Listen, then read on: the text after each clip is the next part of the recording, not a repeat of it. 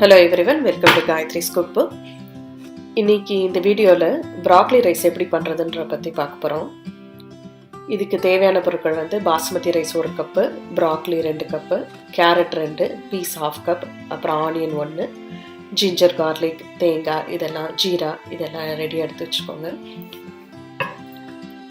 முதல்ல ஒரு 3/4 கப்பு துருவின தேங்காவை 1 கப்பு தண்ணி விட்டு அதை நல்லா மிக்சியில் அரைச்சிட்டு அதை வடிகட்டி எடுத்து வச்சுக்கணும். தேங்காய் பால் ரெடியாக எடுத்து வச்சுக்கணும். அது 1 கப்பு வர மாதிரி எடுத்து வச்சுக்கணும்.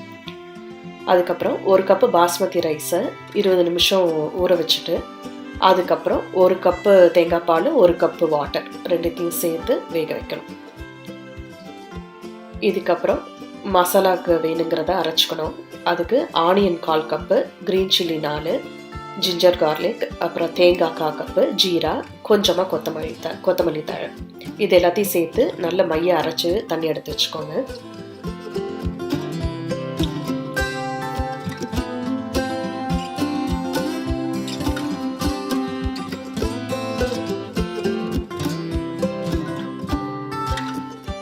இது எல்லாத்தையும் ரெடி பண்ணி வச்சதுக்கப்புறமா ஒரு பேனில் ஒரு 2 டேபிள் ஸ்பூன் ஆயில் விட்டுக்கோங்க.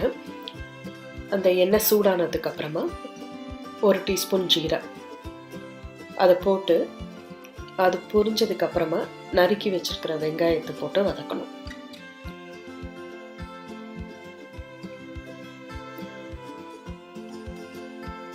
இந்த வெங்காயம் நல்லா வதங்கினதுக்கப்புறம் கேரட்டும் பீஸும் போட்டு அதை ஒரு 3லேருந்து 5 நிமிஷம் வரைக்கும் அதையும் சேர்த்து வதக்கணும்.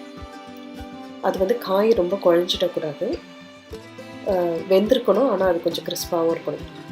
அதே மாதிரி தான் இந்த ப்ராக்லியையும் சின்ன சின்னதாக பூவாக பிச்சு போட்டு அதையும் அதே மாதிரி தான் வதக்கணும். அது வெந்திருக்கணும், ஆனால் குழையக்கூடாது. அந்த மாதிரி ஸ்டேஜில் நம்ம அரைச்சி வச்சுருக்கிற இதையும் பேஸ்ட்டையும் போட்டு உப்பையும் போட்டு ரெண்டுத்தையும் சேர்த்து கலரணும்.